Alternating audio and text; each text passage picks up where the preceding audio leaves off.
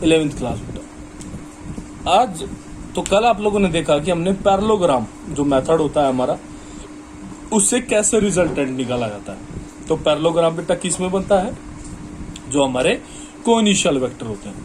तो कोइनिशियल कौन से होते हैं बेटा, आपके जो एक ही पॉइंट से आपके ऑपरेट होते हैं, ऐसे।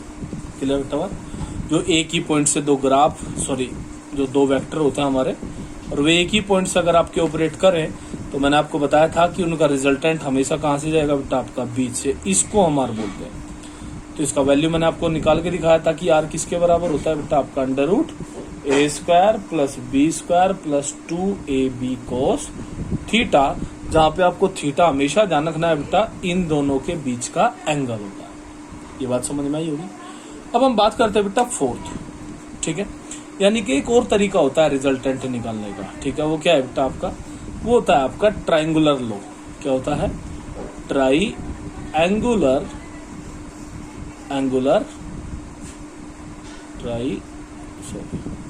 Angular law. तो ट्राइंगुलर लॉ में क्या होता है, ट्राइंगुलर लॉ बेटा, पहली तो बात मैं आपको बता देता हूं कि कहां पे लगता है। जब एक वेक्टर का हेड और दूसरे वेक्टर का टेल किसी एंगल पे हो, ठीक है। आपने देखा कि मान लिया ये वेक्टर ए है बेटा, और ये वेक्टर कितना है बेटा आपका, मान लिया, तो आपने देखा कि जो बी का टेल है वो ए के हेड से ऑपरेट हो रहा है, बात समझ में। तो इस स्थिति में हम ट्राइंगुलर लॉ का यूज करते हैं। तो आप लोग जानते हैं कि जो आपका रिजल्टेंट होगा यहाँ पे, वो कैसे मिलेगा बेटा आपको, वो मिलेगा पहले वाले का टेल और दूसरे वाले के हेड को मिला के। यानी कि ये जो वेक्टर आप देख रहे हैं, इसको बोलते हैं बेटा आपका रिजल्टेंट आर। बात समझ में आई होगी मेरे ख्याल में।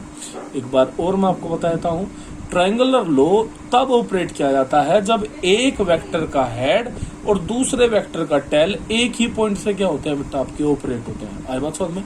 तो इनको हम बोलते हैं बेटा आपके ट्राइंगुलर लॉ से रिजल्टेंट निकालते हैं।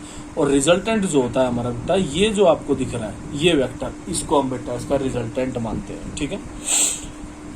तो इसको निकालने के लिए अब क्या करना चाहिए, तो इसको निकालने के लिए बेटा ये मैंने मान लिया कि एंगल कितने पे है बेटा आपका, वही मान लिया थीटा एंगल पे है। बात समझ में आई होगी। और अगर ये थीटा एंगल पे है और इसके पैरेलल अगर मैं कोई वेक्टर खींचता हूँ, तो आप देख सकते हैं मैंने, चलो ये वेक्टर खींच लिया बेटा ऐसे। क्लियर बात। तो अगर ये थीटा है तो ये थीटा नहीं होगा, इस बात का आप ध्यान रखिए, ठीक है बेटा। कौन सा होगा थीटा, थीटा तो यही होगा क्यों ये इसके पैरेलल है ना, कि ये इसके पैरेलल। बात समझे। तो इसमें कई बार कंफ्यूजन हो जाता है कि अगर ये थीटा है तो ये भी थीटा होगा, ये थीटा नहीं होगा बेटा, ठीक है। इसको आपको ध्यान रखना है। थीटा कौन सा होगा, अगर आप इसके कोई पैरेलल वेक्टर एक तरीके से खींचते हैं। बात समझ में आई, ठीक है। अब बात करते हैं कि ये आर, ठीक है, ये होता है बेटा, ये भी मैं बता दूं, ये होता है बीटा। क्या बोलते हैं इसको, इसको बोलते हैं बेटा बीटा। बीटा किस बात को रिप्रेजेंट करता है, रिजल्टेंट की डायरेक्शन को। बीटा किसके लिए यूज होता है आपका, बीटा यूज होता है बेटा आपका डायरेक्शन ऑफ रिजल्टेंट। ये जो है आपका बीटा, ये रिजल्टेंट की डायरेक्शन को शो करता है। तो डायरेक्शन को शो करने के लिए रिजल्टेंट के साथ, ऐसे याद कर लो, रिजल्टेंट के साथ जो बेस आपका वेक्टर है यानी कि ए, जितना एंगल बनाएगा वो क्या होगी बेटा आपकी, वो होगी डायरेक्शन। लेकिन जो थीटा है आपका, इसमें कौन सा होता है बेटा आपका, बाहर वाला थीटा। और जितना ये होगा उतना ही, अगर आप यहाँ पे कोई पैरेलल वेक्टर खींचते हैं तो उतना ही थीटा बेटा आपका ये होगा। ये चीज इसमें ध्यान रखें आप लोग, ठीक है। अब हमें तो ये आर निकालना है। तो आर के लिए आप जानते हैं कि ये ए, ये मैंने बी मान लिया बेटा। तो आप लोग जानते हैं क्या होता है, चलो ए बी नहीं मानते क्योंकि ए बी तो इसमें है, पी क्यू मान लेते हैं। ये पी, ये क्यू। तो आप लोग जानते हैं एक बात क्या, कि इस ट्राइंगल में तो देखो मैं कुछ नहीं कर पाऊंगा, तो मुझे सबसे पहले इसको क्या बनाना पड़ेगा बेटा, एक राइट एंगल ट्राइंगल, जैसे पीछे बनाया था मैंने, ठीक है। तो आप देख सकते हैं कि उसके लिए मुझे यहाँ पे एक परपेंडिकुलर जो है वो आपका डालना पड़ेगा। क्लियर बात। तो आप मैंने एक परपेंडिकुलर डाल दिया, ये पी, ये क्यू, ये आर, और ये मैंने मान लिया कितना है आपका बेटा, मान लिया सपोज एस। क्लियर बात। तो आप देख सकते हैं कि अगर मैं इसको छिपा दूं यहाँ पे, तो ये बिल्कुल वही बन गया जो पहले था आपका, ठीक है, जो आपने पैरेललोग्राम में यूज किया था। वही सेम टू सेम थ्योरी आप फिर कर देंगे दोबारा से। कैसे, जैसे आप जानते हैं कि अब मैं इसमें पाइथागोरस लगा सकता हूँ। किस ट्राइंगल में बेटा आपका, इन ट्राइंगल पी और आर और एस, इसमें मैं पाइथागोरस लगा सकता हूँ। तो अगर मैं इसमें पाइथागोरस अप्लाई करता हूँ तो आप देख सकते हैं बेटा क्या होगा, ये होगा पी एस का स्क्वायर। बराबर, इसको मैं लिख सकता हूं क्या, P Q plus Q R का होल स्क्वायर और प्लस बेटा परपेंडिकुलर मीन्स एस आर का स्क्वायर। ये बात मेरे ख्याल में सभी को समझ में आई होगी। तो आप देख सकते हैं कि जो वैल्यूज आपके पास है, जैसे पी एस, तो पी एस तो आपने माना हुआ है कितना है बेटा आपका आर स्क्वायर, यही आपको निकालना है। पी क्यू भी आपके पास है कितना है बेटा, वही ए है, प्लस बात आई क्यू आर की। अब क्यू आर तो हमारे पास नहीं है, हमारे पास तो क्यू एस है, ठीक है। तो क्यू आर और एस आर दोनों की जरूरत है इसमें, तो अभी के लिए तो चलो मैं इसको ऐसे ही लिख देता हूं। लेकिन मुझे इन दोनों की क्या, किस चीज की जरूरत पड़ेगी बेटा, आपकी वैल्यू की। तो इनकी वैल्यू कैसे फाइंड आउट होगी ये मैं आपको दिखाता हूं। जैसे आप इस ट्राइंगल में देखिए, किसमें बेटा, in triangle S Q R. तो अगर आप इस ट्राइंगल में देखते हैं तो आप देख सकते हैं बेटा कि अगर ये थीटा है और आपको ये चाहिए, तो इस थीटा के लिए तो परपेंडिकुलर हो गया, ये आपका हाइपोटेनियस हो गया। तो आप क्या लगा सकते हो बेटा, साइन थीटा किसके बराबर होगा, S R upon vector B. Clear बात, मैग्नीट्यूड की बात कर रहे हैं तो मैग्नीट्यूड में यहाँ पे यूज कर रहा हूं। तो एस आर कितना होगा बेटा आपका, बी साइन थीटा। बात क्लियर है।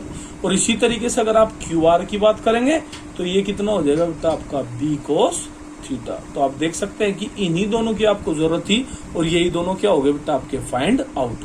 तो जैसे आप वैल्यूज यहाँ पे पुट करेंगे तो क्यू आर कितना है बेटा आपका, बी कोस थीटा, इसका होल स्क्वायर, प्लस यहाँ पे करेंगे तो ये कितना होगा बेटा आपका, B square sine square theta. Working ये दोनों की सेम है, चाहे वो पैरेललोग्राम हो चाहे वो ट्रायंगुलर हो, ठीक है। ये दोनों में एक ही काम करना है आपको, ठीक है।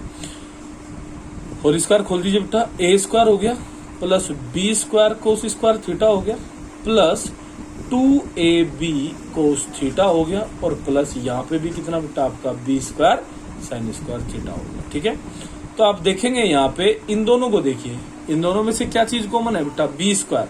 तो जैसे ही मैं बी स्क्वायर कॉमन निकालूंगा बाहर तो मुझे अंदर क्या मिलेगा बेटा, कोस square theta plus sign square theta. ये प्लस में 2ab कोस थीटा आपका एज इट इज।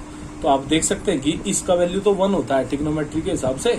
तो अगर ये 1 है तो आर स्क्वायर हमारा किसके बराबर होगा बेटा, A square plus B square plus 2ab cos theta. तो आपने देखा कि जो रिजल्ट आया हमारा इस केस में भी, वो भी कैसा है बेटा आपका, बिल्कुल सिमिलर एज ए पैरेललोग्राम लो, ठीक है। तो दोनों का रिजल्ट भी सेम होता है, करने का तरीका भी सेम होता है। आई बात समझ में। तो आप लोग इस तरीके से, बस खाली क्या चीज बदलेगी बेटा, आपका जो फिगर है वो चेंज हो जाएगा। मैं आपको बता दूं, ध्यान रखिए इसमें थीटा बाहर वाला यूज किया जाता है, ठीक है, और उसमें थीटा दोनों के बीच का यूज किया जाता है। इसको आप स्पेशली ध्यान रखें। बात करें अगर डायरेक्शन की, यानी कि बीटा कितना होगा, तो बीटा को बेटा डायरेक्ट तो नहीं निकाल सकते। आप इसी ट्राइंगल में देखिए, कौन से में, इन ट्राइंगल, और कौन सा बेटा आपका, पी एस आर में आप इसको निकाल सकते हैं एज tan बीटा। क्या लिख सकते हैं बेटा, tan बीटा। तो tan बीटा किसके बराबर होगा आपका, परपेंडिकुलर अपॉन बेस। तो परपेंडिकुलर कितना है बेटा, एस आर, और बेस कितना है हमारे हिसाब से, P Q plus Q R. बात समझ में आई होगी। तो एस आर कितना है बेटा आपके हिसाब से, एस आर है हमारा B sine theta upon P Q कितना है बेटा, ए है, प्लस क्यू आर कितना है हमारा, क्यू आर है बेटा बी कोस थीटा। तो आपको tan बीटा तो चाहिए नहीं, आपको तो बीटा चाहिए। तो अगर आपको बीटा चाहिए तो ये बीटा इधर जाके कितना हो जाएगा बेटा, tan inverse B sine theta upon A plus B cos theta. तो इस तरीके से बेटा आप डायरेक्शन को भी क्या कर सकते हैं, फाइंड आउट कर सकते हैं। स्पेशली थीटा का ध्यान रखिए बस, ठीक है बेटा। तो मेरे ख्याल में बात समझ में आई होगी बेटा। आज ये देखो सारा मैं दिखा देता हूँ एक बार आप लोगों को, ये आपको क्लियर हुआ होगा, ठीक है। कोई दिक्कत हो तो आप पूछ सकते हैं।